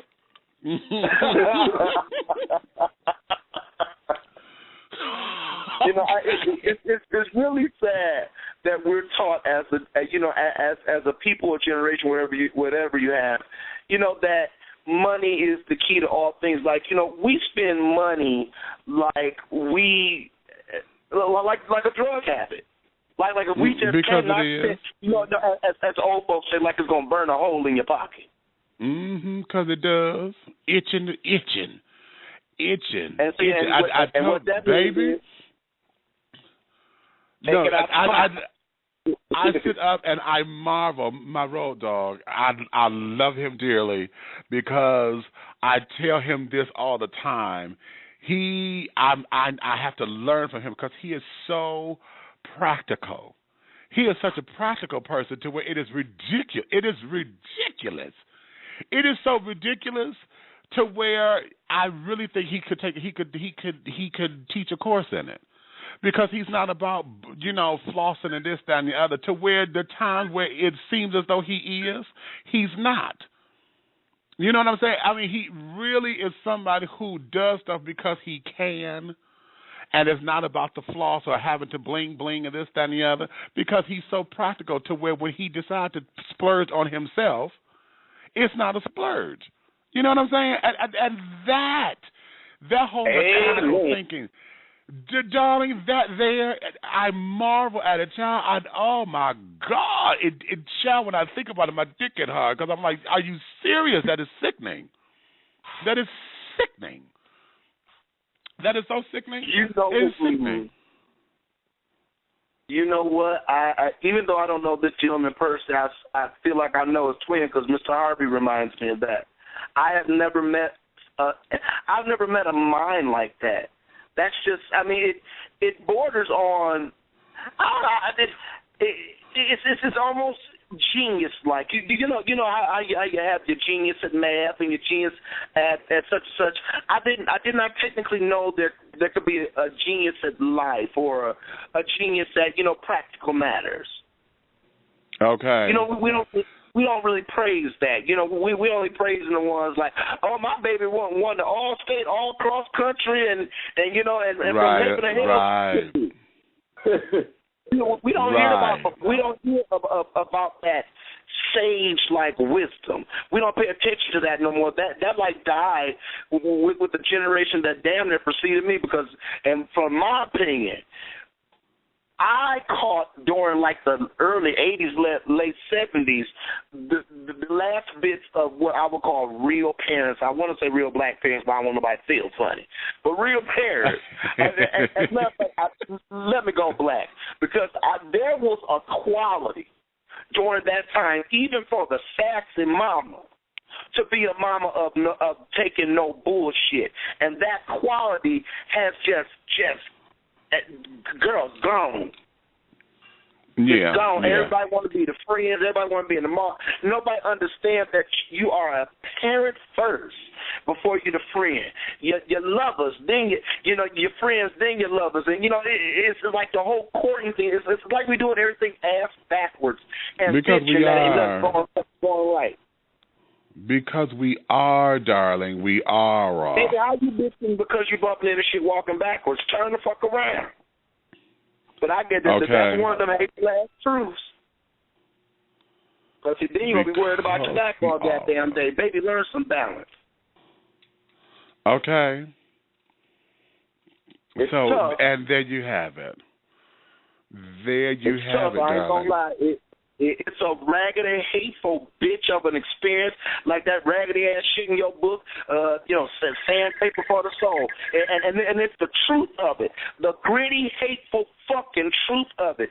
There are just times in life you're going to want to punch a bitch through their sphincter. But you don't do that because you don't want nobody punching you in yours. Unless you're into that kind of shit. I'm not. So, to each his own. But,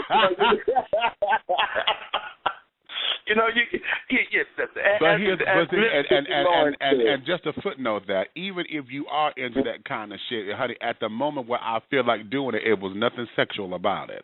So when I'm in that moment of it, there's nothing pleasurable about me wanting to fuck you up. Okay, it is to really hurt you. Okay, It really takes me back to Miss Vicki Lawrence. I love her. God willing, I will meet her and just give her one old hearty handshake and maybe a hug. I love her little line is, you know what? Life is a bowl of cherries, so why worry about the pits? Okay. The pits are part of the cherry. If you're eating a real cherry, just spit those out and keep on going. See? But you gonna sit up there and try to bite all through it and fuck up your teeth, and now that's somebody else's fault. How they gonna put it? It's a cherry, but sometimes take it easy. Take it easy. Sit back and enjoy life, and it's pray, Lord, let your will be done. Okay. I get the process. Very beautiful book. Very beautiful book. I get the book, y'all. Get a book. She's coming out with a part 2. Get the book. Right. Well, thank you for that, honey. Yes, I am in the process of writing a companion piece to Awakenings. But we are into Christmas time, honey, so I think I'm going to do a Christmas special later, probably for Black Friday, honey. I'll put the books on sale then. But right now, if you want to get it now, honey, you're more than welcome to get it now. So, go to the website, honey, and you can understand what he's talking about. Thank you for that plug, honey. Cutesy. All right. Okay, love your plug.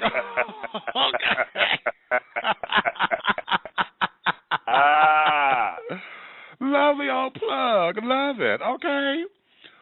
But yes, those were my little points today, honey. I'm just that way. I would go into the whole TLC movie thing because I just saw something on my Facebook. Not on Facebook. This is on Rolling Out, honey. That Miss Pebbles, honey, is evil and carrying on as she. But I don't want to get all off into that because I'm hoping to get her on the show. She and I have been in discussion about that for maybe a year and a half, maybe 2 years, and she wasn't ready to come forth. And I'm hoping that she's ready to come forth now. Lord. Of course, everybody now is trying to get, that first interview after this movie has gone over and whatever. And I hope she would be willing to come on here. So I'm going to reserve all of my comments.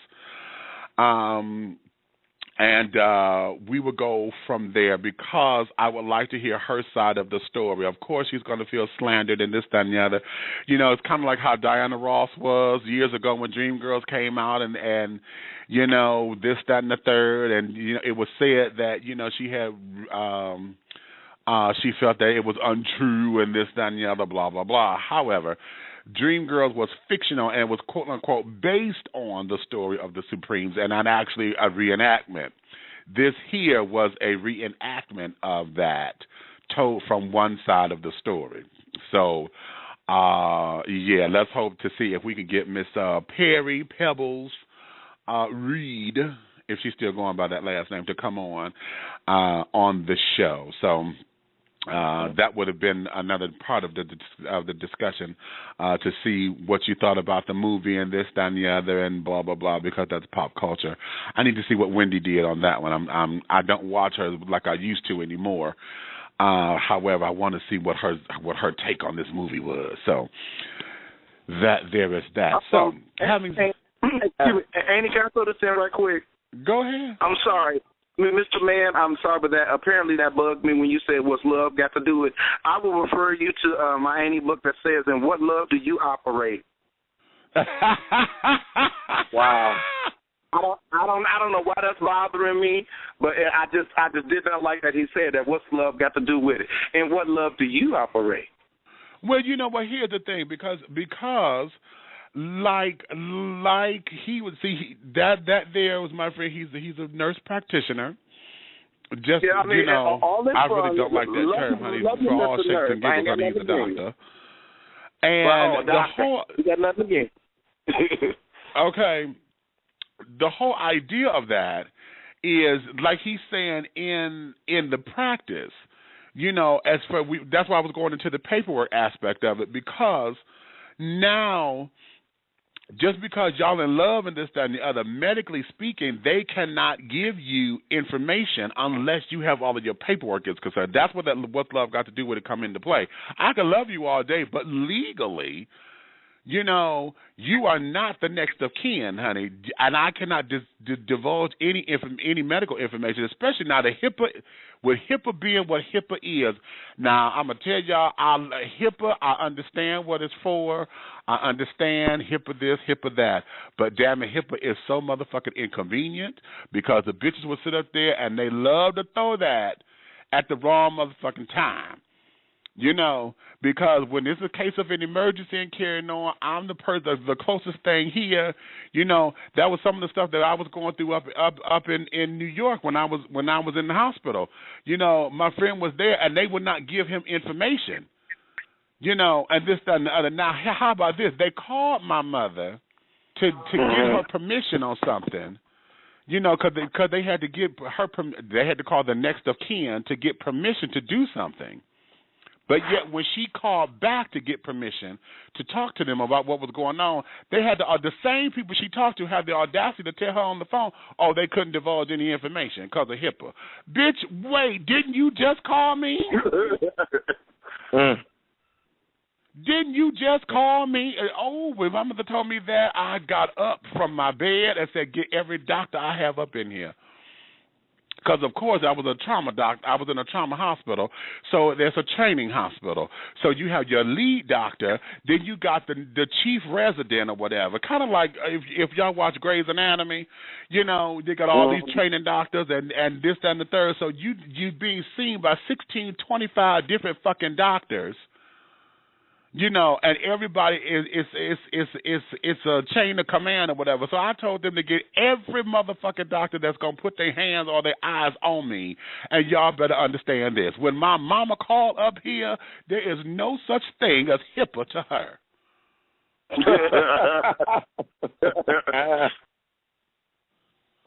All right. Shit. Okay. Hell, they couldn't. You did make me feel better about that. I still say it applies, but he did not mean it in that context. So you know. No, it's not in that context. No, and where you took it, you're absolutely right. With your position on where you were, yeah, but the context he used that in, that's not where he was going. He was more so on the idea because you coming into the facility. You know, you've been together 20, 25 years, but y'all have no paperwork to say that. And so you know how we get, you know, what you mean. This is my husband. This is my, well, wait a minute, honey. I know you love him, but what's love got to do with it here? There's no legal anything here. I am bound by law not to. And see, if I do, then, bitch, you fucking with my bread and butter, honey. Y'all know I love to eat. Well, you know, we'll take the what love do you operate and apply that to the pageantry versus marriage comment then. Exactly. Okay. That's good. So, even though I can't eat like I want to eat. Okay. So, yes, honey, I'm thankful for my surgery. It saved my life, but I can't eat like I used to no more. Damn. I'd rather you be alive. I'd rather you be alive than hungry. That's all I can say. That's all I can say. I know, honey, but. Amen. Okay, right. Months, I was scared. Because, you know, I was nervous. I was like, Lord, like, please let that man come home. Because I was just, but I'm, thank God that you're still here. Well, so am I, honey. Don't get it twisted. I ain't discounting it, honey.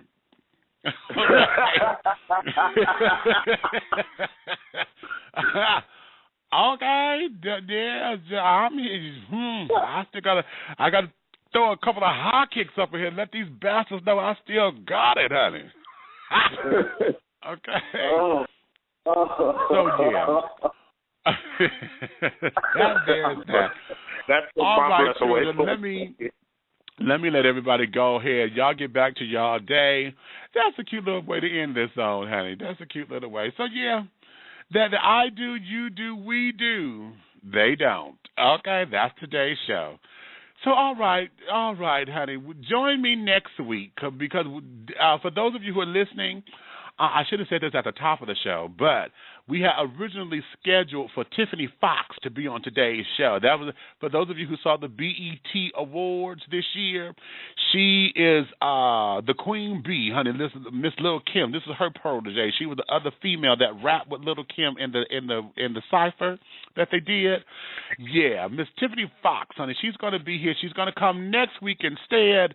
And we're going to get into her and find out what it is, honey, what it means to be a beast in this business from a female perspective. And then with her being the protege of Lil Kim, yeah, we're finna get off into something. And I'm finna get to learn a little bit. Y'all know I'm not a hip-hop head. But we're finna go to get off into a little education, if you will, because this girl's lyrics, I got to listen to her music. She ain't playing, honey. She ain't playing.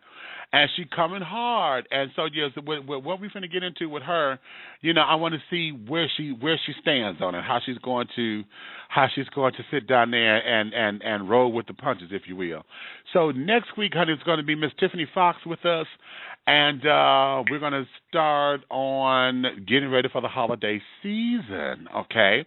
So having said all that, honey, you may finish all of your crumpets because the tea has been dished. And you've been dishing tea, darlings, with Big Meats. Honey, if you love me, tell a friend. If you hate me, tell an enemy. But do know this, one way, shape, style, form, or fashion, honey, this thing that I'm doing will move forward. Okay, go on with your day, honey. Soon and very soon, I just got a copy we got our theme song. Tony Terry has come through for me and has put the theme song together. So I got a rough draft of it. I would have played it, but it's a little rough. I want it to be clean. So he's got to go remix it and this, that, and the other. So when it's ready, I'm going to debut the theme song. Hopefully, if it's not ready next week, within the next before Thanksgiving, I know we'll have the theme song up and running. So I'm excited. So yes, we have that coming. We have that coming. So with that in mind, honey, I love you all, honey. I love you for loving me, and I love you for loving yourselves even more. So with that, honey, have a wonderful day. We will see you guys again at the next appropriate time, okay? I'm going to leave out with this particular song here. Yeah, why don't we do this? Let me do Shirley Jones' Imagine. Just imagine, honey, if the world was just right.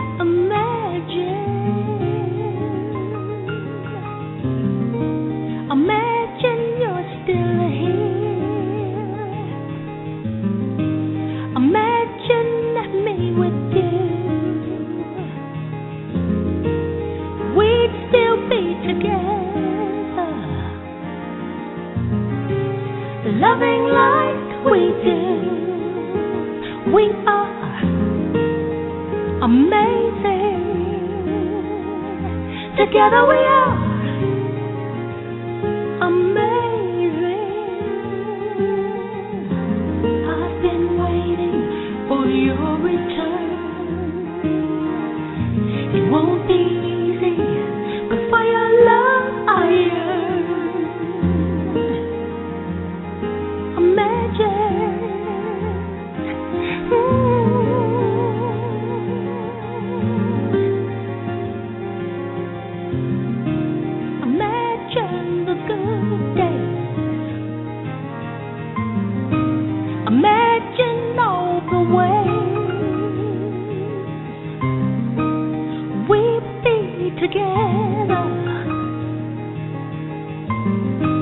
No matter what came our way, just imagine. Oh, imagine.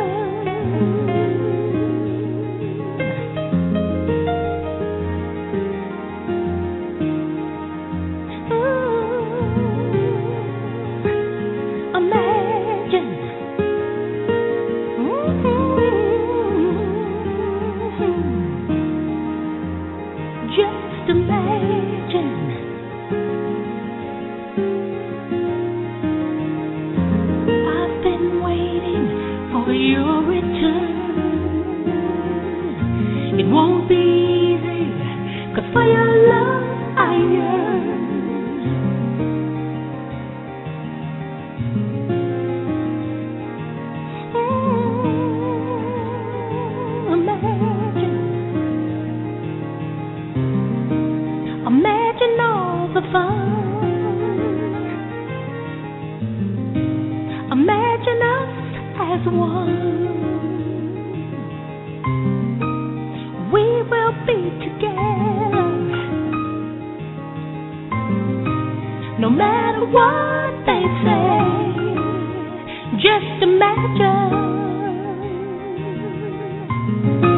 Close your eyes and imagine. Together we are. Imagine.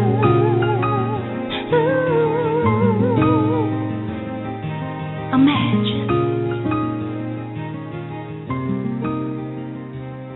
So amazing.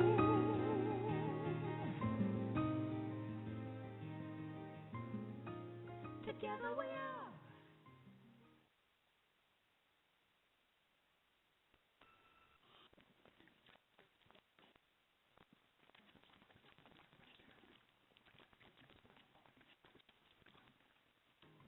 We find the best gifts for Mom at Macy's Backstage. It's true, because we never know what we'll find, but we'll always find something. Fashion and shoes she'll love. Plus handbags, great stuff for the house. But you know what she'll love most? That we didn't spend a lot? Or that prices were so low we didn't need coupons. Oh, that'll make her day. And we were right there when new items came in. She'll love that. And we scored the best deal right before someone else nabbed it. Whoa, now you sound just like Mom. No, I don't.